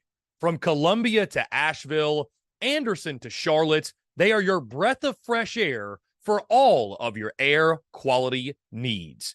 Be sure to give them a call or shoot them a text today at 864-619-2092. That's 864-619-2092. You can also contact them via email at a1airqualityconsultants@gmail.com. Be sure to check them out. We thank A1 Air Quality Consultants for their love and support of the Spurs Up Show, and tell them that Chris from the Spurs Up Show sent ya.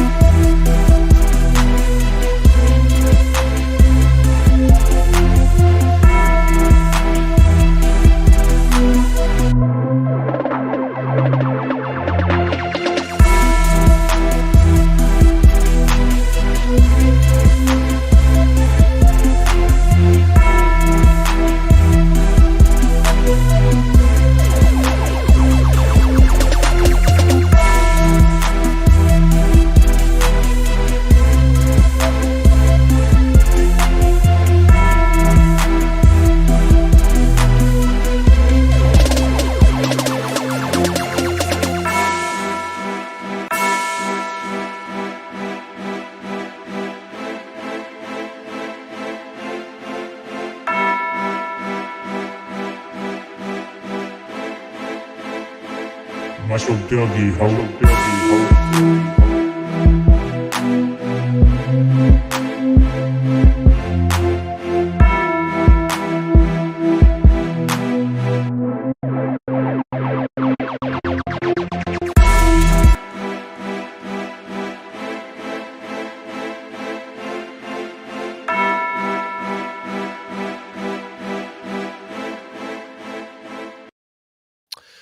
Ladies and gents, boys and girls, welcome back. We're live here on this Monday, October the 23rd, 2023. Appreciate each and every single one of you tuning in. With that being said, guys, it's time for our daily mailbag. We do this every single day. The final 30 minutes or so of the show, we will take your questions, your comments, your voicemails as well, guys. If you want to chime in, you can call our number, 843-790-3377.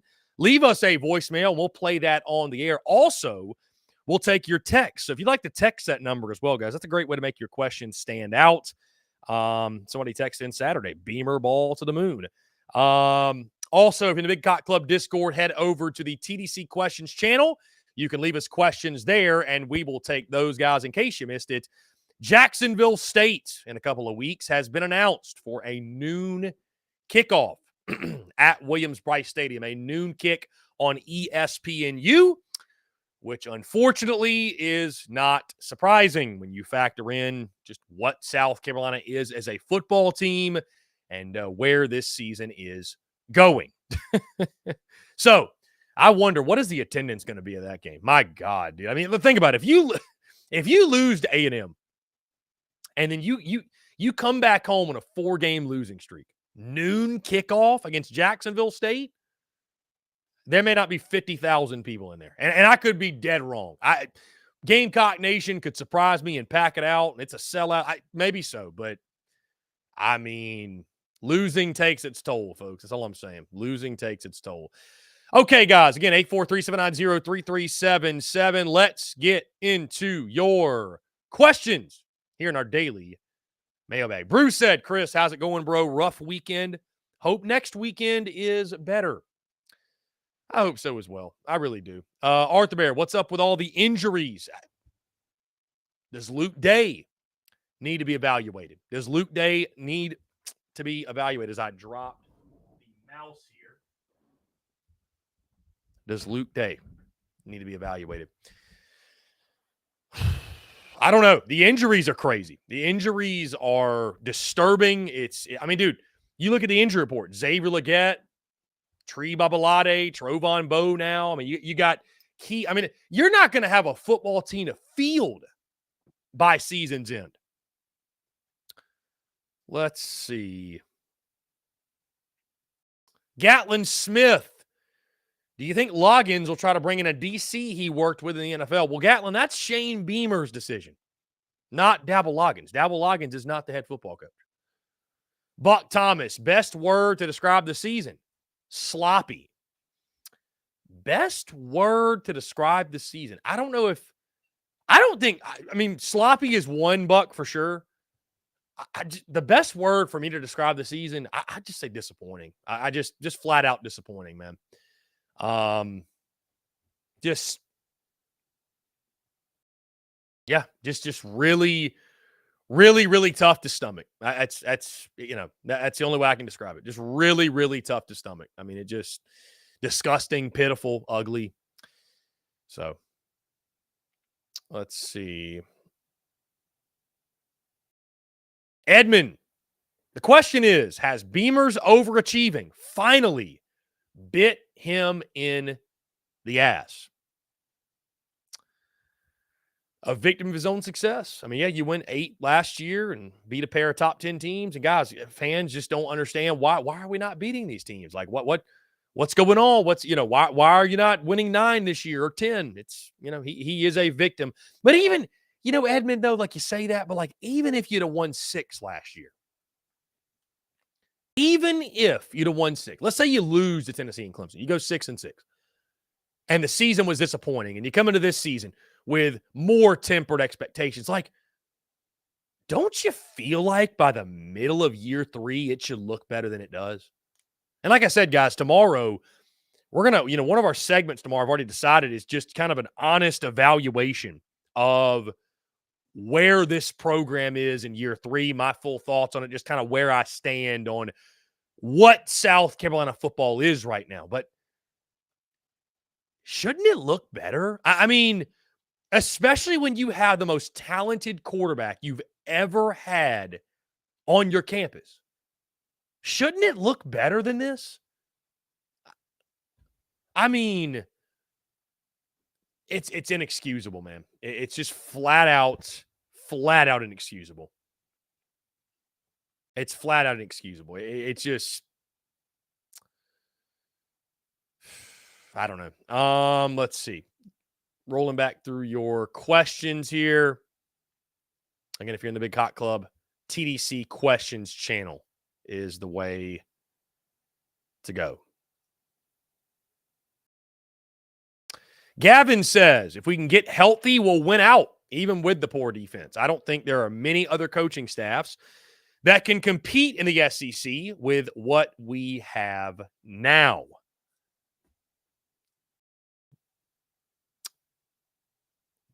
Don't think there are other coaching staffs that can compete in the SEC with what we have now. In regards to, okay, you're saying there's no coach that could coach this team up with the injuries they have. Gavin, you're right. This team's got to get healthy. This team needs to get healthy. Bottom line, this team's got to get healthy. So, let's see. Justin Langford, what's up, guys and gals? Who's ready to line dance at Texas A&M? Donnie says Shane Beamer Complaining about the press conference room is the biggest Butch Jones thing ever. Beamer is Butch Jones 2.0.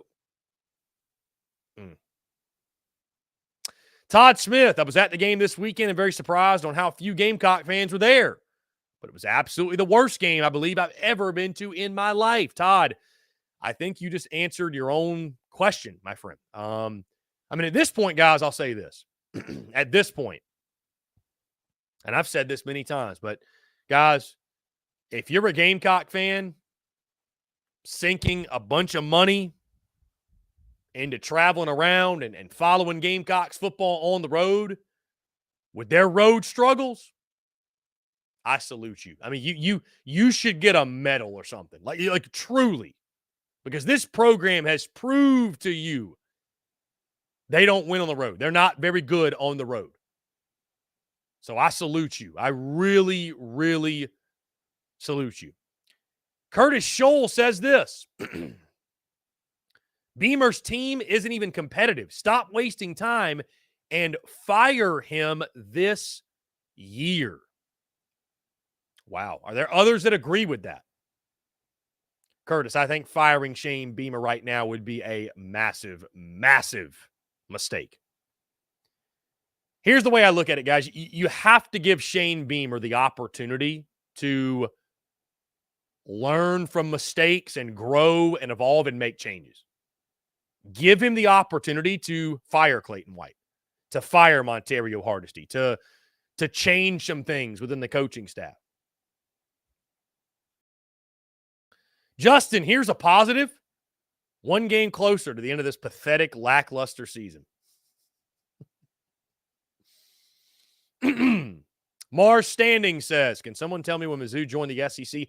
What 2 years did they go to the SEC title game? They went in what? Was it 13? Did they go back-to-back? 13, 14? I want to say they went back-to-back, if I recall correctly. Coach Ford says, we have no O, we have no D. Our O has no scheme or identity. We are a two-man scheme. Without Rattler and Leggett, we'd be 1-6 and average around 15 points per game. Something that does greatly concern me, guys, I'll say this is,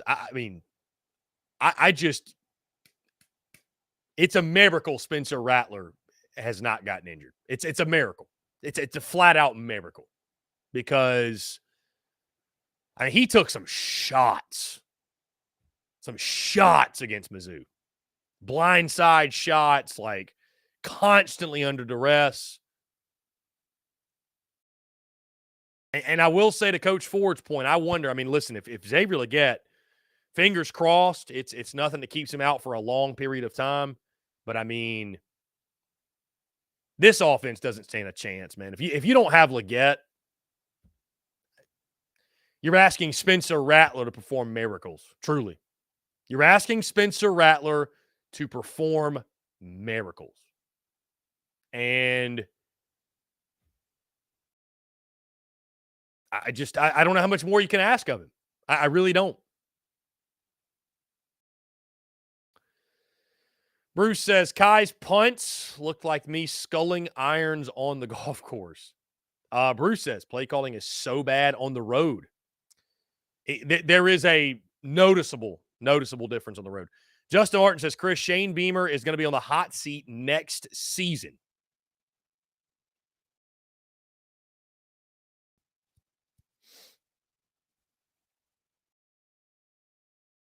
Ethan K says, we have won some games that we should have lost in the last 2 seasons.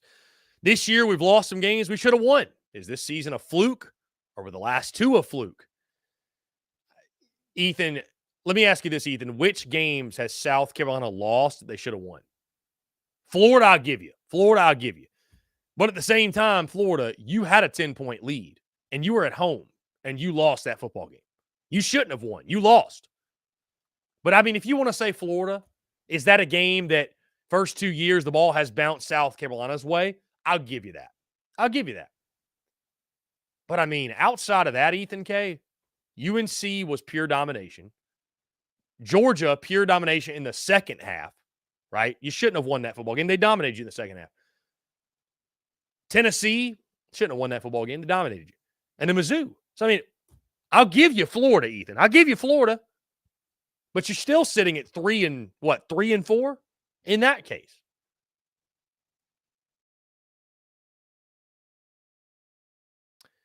Jeff Lever, why do other programs look down on MIZ? I agree Missouri's a better program than South Carolina. I don't know. I don't know why.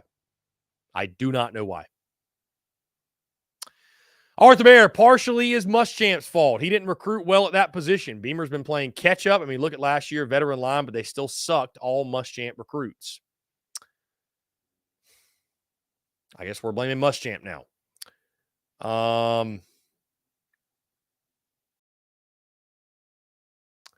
Pissed off Patriot. The way UNC beat us and crushed our O-line the first game, I knew we were going to have a really bad season. They aren't even a great team. Good team, yeah, but just lost to a 1-5 Virginia team. Coach Ford, whose fault is it that Harvard does not know where to line up Game 7? Coach Ford, listen, I'm not saying you're wrong. I'm not saying you're wrong, Coach Ford. I'm not saying you're wrong there. I'm not saying you're wrong.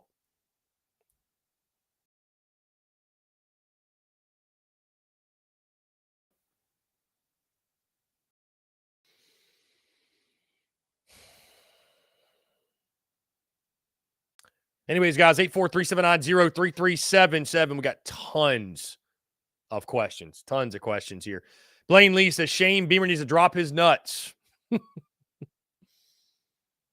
Let's see. Dr. Piv says Saturday was the first time Rattler was getting beat up physically. Also says awful to be behind Missouri. Forget Florida, Georgia, or Tennessee. GDC questions channel. Our guy Dave Gabrick says, it's not that Gamecock fans are doom and gloom. They're just sick and tired of no return on investment. I would agree, Dave. I would agree 110%. I would say this too, guys. Talking about the return on investment, obviously NIL, the portal, right? We got people right after the game ends. Carolina gets their brains beat in 34-12. Urging folks and encouraging folks, hey, I know we just got killed, but make sure you give all your money to NIL so we can compete. And I would just say this. That's fine, too, by the way. That's what college ball is. Carolina, if they want to compete, they're going to have to increase their NIL giving and spending and what have you. But we're wondering, why are coaches, throwing players under the bus so much, right? Like, you got Shane Beamer saying we're calling stuff, they're not running them, it's the players' fault. You got Dabo Swinney saying, that's Cade's fault there. Our quarterback didn't do what he's supposed to. Guys, I'm going to tell you something right now. With fans' expectations and the window for coaches to succeed, that window shrinking, guys, coaches are going to blame players because players are getting paid. There's no, well, I mean, they're just kids and they're just college, they're student athletes. Guys, they are damn near paid professionals at this point. If a coach can use a player as a scapegoat, if a coach can use a player and what a player did to take the heat off of them, they're going to do it. Welcome to the new age of college football. No longer do coaches have to shoulder everything because it's like, well, I'm the one getting paid millions of dollars, and the poor student athlete out there that's, he's just doing the best he can. It's like, no, that's just, I think you're going to see more of that. I think you're going to see more of coaches saying, I take full responsibility. I'm the coach, but our quarterback who's making $1 million, he didn't play very well either. I think you're going to see more of that, guys. I do. We got a text here. Justin from Cartersville, Georgia. Man, year 3, this is rough. Disgusting, actually. Not a fun time to be a Gamecock, but do you think good will come out of this season if we lose and aren't bowl eligible in his third year coaching? I mean, surely many major changes involving coaches and roles will be placed, right? Fingers crossed. Yeah, I mean, I think Shane Beamer is going to have to show a willingness to make some tough decisions, to be, one of my greatest concerns, if I have a concern right now about Beamer, can he be cutthroat? SEC's cutthroat, man. Can he be cutthroat in his dealings with his staff and decision-making and doing what's necessary for his football team and his football program?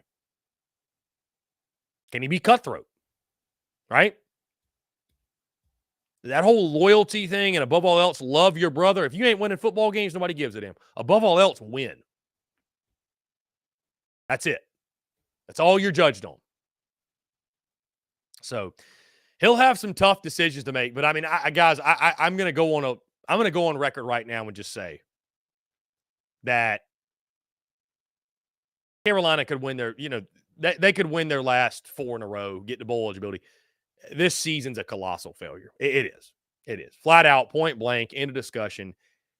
It's a colossal failure. I mean, it's when you think about what you did last year, the momentum, expectations, the way Rattler's playing, right?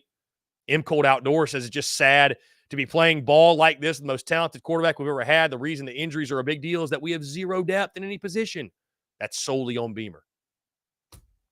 Well said. And it's a colossal failure of a season at this point, and I don't see much, guys, that could change our feelings on that. Guys, we're going to squeeze in one final break here on this Monday, but on the other side, we'll close out taking more of your questions, your comments, and voicemails here on this Monday. All that and more, guys, on the side. You're tuned in to The Daily Crow.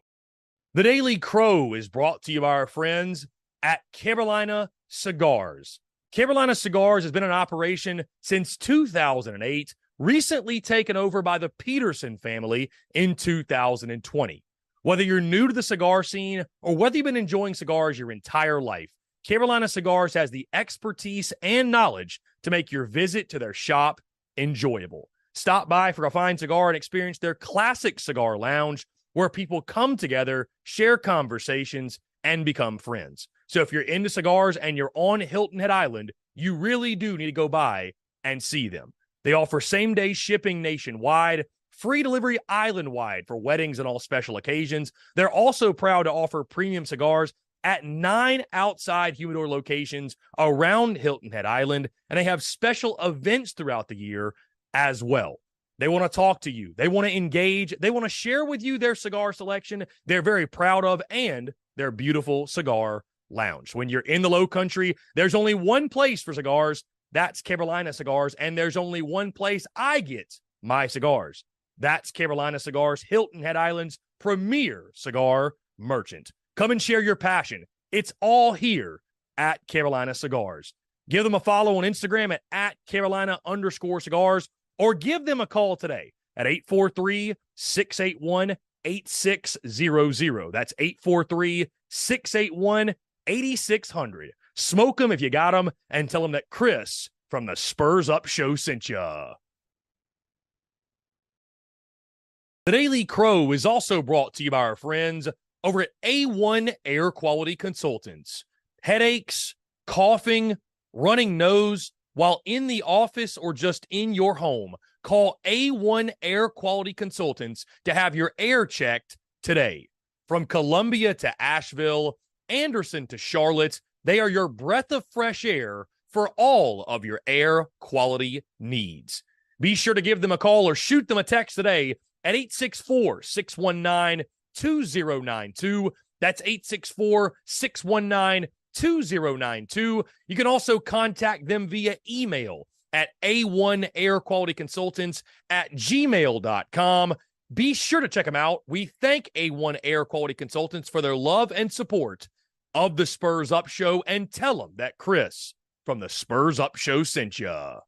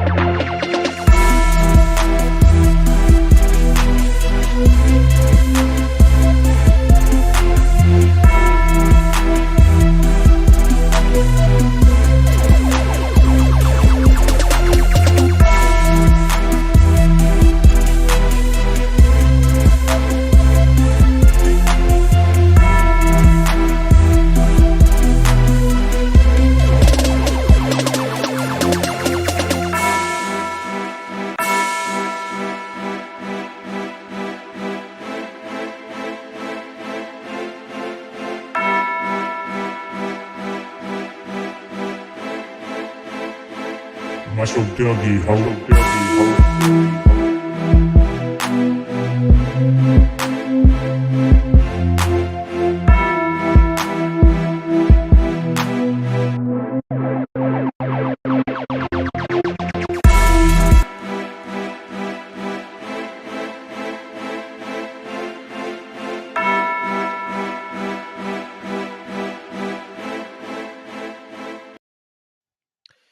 Ladies and gents, boys and girls, we're back here on this Monday. Final 7 minutes or so. Taking your questions, comments, calls, our daily mailbag segment, 843-790-3377. Let's jump right back into it. You know it's an electric day in the comments when we got people fighting with each other. It's all good. Coach Ford says, bottom line, the house is dirty. Time to clean it out. We have never been successful without a proven head coach. So Coach Ford's ready for Beamer to be gone. Okay. I do not agree, Coach Ford. Again, I'll talk more about this tomorrow. I've got a full segment I want to do on this, but Coach Ford says, house is dirty and it's time to clean it out. Guys, I got a text here. We are going to need an absolute miracle to go undefeated in the month of November. You heard it here from the Zaxby's Hall of Famer. Hope you everyone else had a great week. The only good thing that happened this week is my Steelers won against the Rams yesterday. Congrats on your win, Robbie Davis. Okay, we do have a voicemail, guys. Let's go ahead and jump into it. Hey, I just want to say that my name is Stephen Beck. I am from Greenwood, South Carolina. I'm not too far from the Gamecocks Stadium. I just want to say, what in the hell is going on? Shane Beamer, I'm sorry, but he needs to step the fuck up, fire some people, or get the hell up out of there. We don't have no defense. We don't have no offense. How can we win football games? This shit is sickening. We ain't going to win not one game with the decisions that the coaches are making. We ain't going to win no more games. It's over with for this year. So I'm just sick and tired and mad as hell because we have some talent out there that they're not even giving a chance. We ain't winning no games, so put anybody in that can do better. That's all I got to say about it. We are shit for this year. That caller just dropped his nuts. That was epic. That was epic. That was an epic call right there. That was an epic call. Back to the text we go. Justin from Cartersville, Georgia. Shout out to Cartersville, Georgia, says, back to your response, I really don't think Beamer is the cutthroat kind of guy. You go back and listen to these new hires, how he talks about his staff and players and the culture and the love. I don't know if he has it in him, but this is SEC football. Time to wake up. I mean, in Kirby Smart's third year at Georgia, he went 11-1. And Georgia definitely wasn't a powerhouse school before he got there. I would somewhat disagree with that Georgia was always really, really, really, really good. They just weren't the level that Kirby's got them to. But to your point, I mean, guys, here's the brutal honesty. Here's the brutal reality that I think, what is it, that 80% of coaches, there's a statistic out there, it's like 80% of coaches that are going to win their first SEC title at their respective school, they do so by year 3. So it's not a foolproof thing, but if you're not winning big by year 3, there's some numbers out there that say that you're not going to win big at all. And that's why we've heard folks like Mark Ryan and others talk about year 3, and year 3 is the year you got to pop. And that's why we've heard that. So,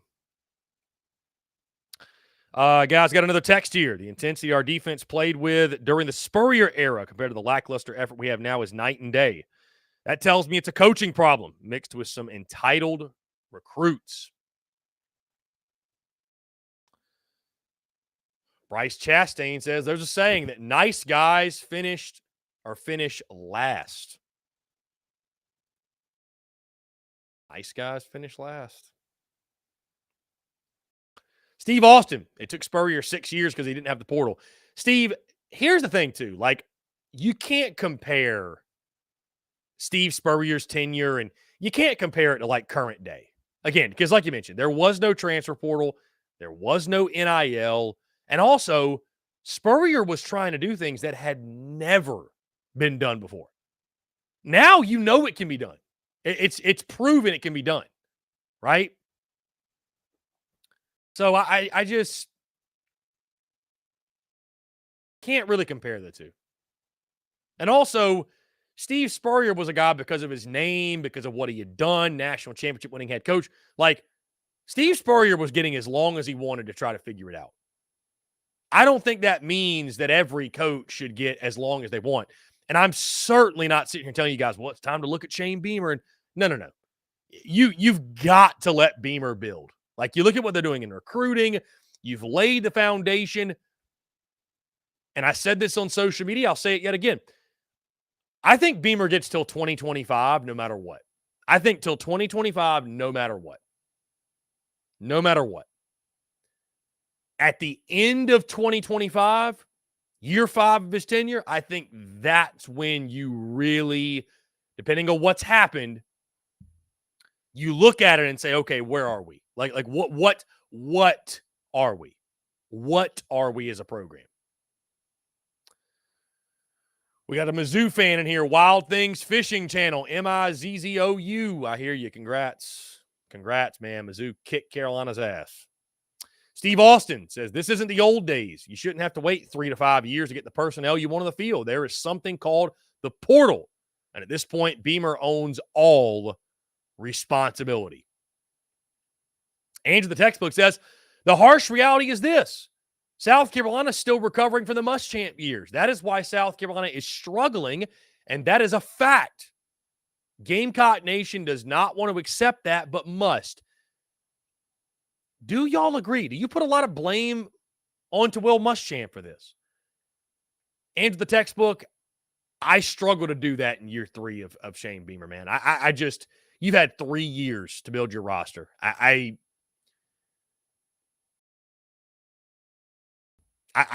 struggle, Andrew the textbook, to put the amount of blame, to deflect all that blame on a Will Muschamp.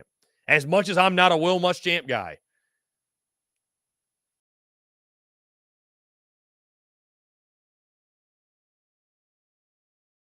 Austin Gregory, the portal giveth and the portal taketh. We are fighting the same schools for players in the portal as we would on the recruiting trail. It's just as much a disadvantage as an advantage for us.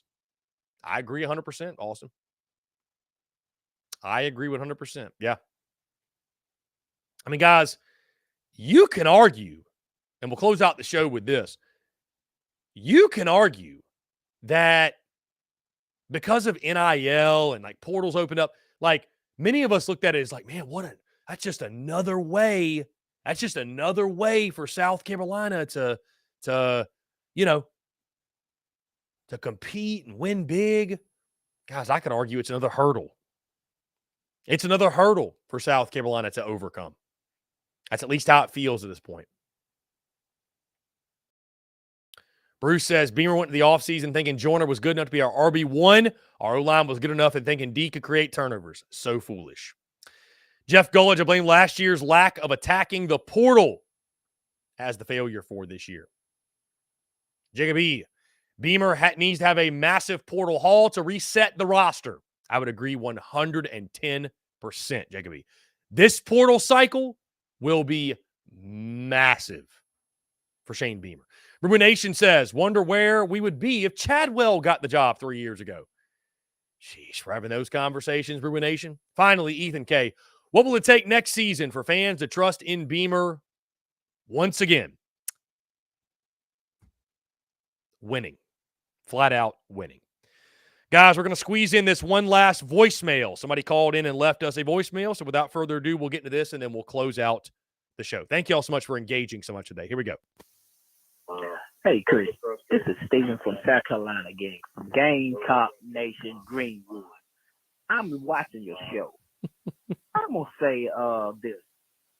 Everyone is coming up with these excuses. Play this person, play that person. We got these people hurt on the line. We got these people hurt on the defensive line.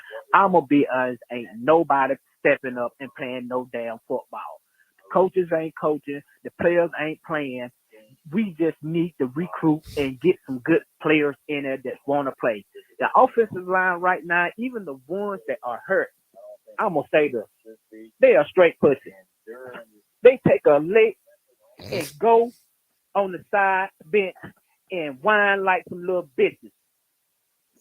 The offensive line is weak and soft. Stop recruiting these soft-ass little rookies to play SEC football. Our defensive line don't want to sack no damn body. You can't get in the backfield and sack the quarterback. You can't stop the run. All of y'all are soft. I don't care. The only two hard players we got on the team right now is Spencer Rattler and Super Mario. Yes, I said it. Mario is from my town, Newberry County. He is running the football. If you can block for him, he will score touchdown. We need to get better.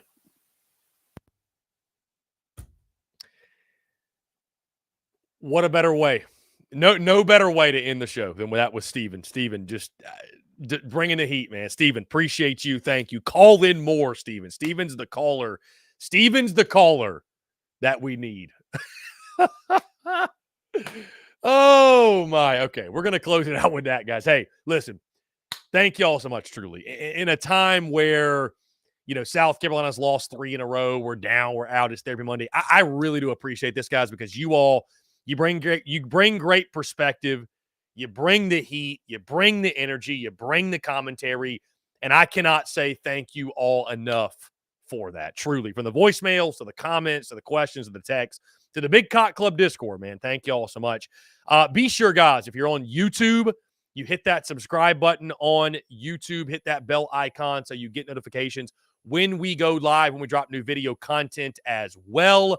Also, we drop the podcast every single day, iTunes, Spotify, Google Podcasts. Subscribe to the podcast and be sure to check out the podcast. Leave us 5 stars as well. Brewer Nation says we bring joy. Indeed. Beamer says find some joy.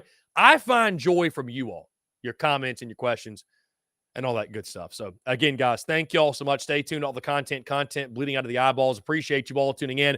Y'all have a great rest of your Monday, and we will talk to you all tomorrow.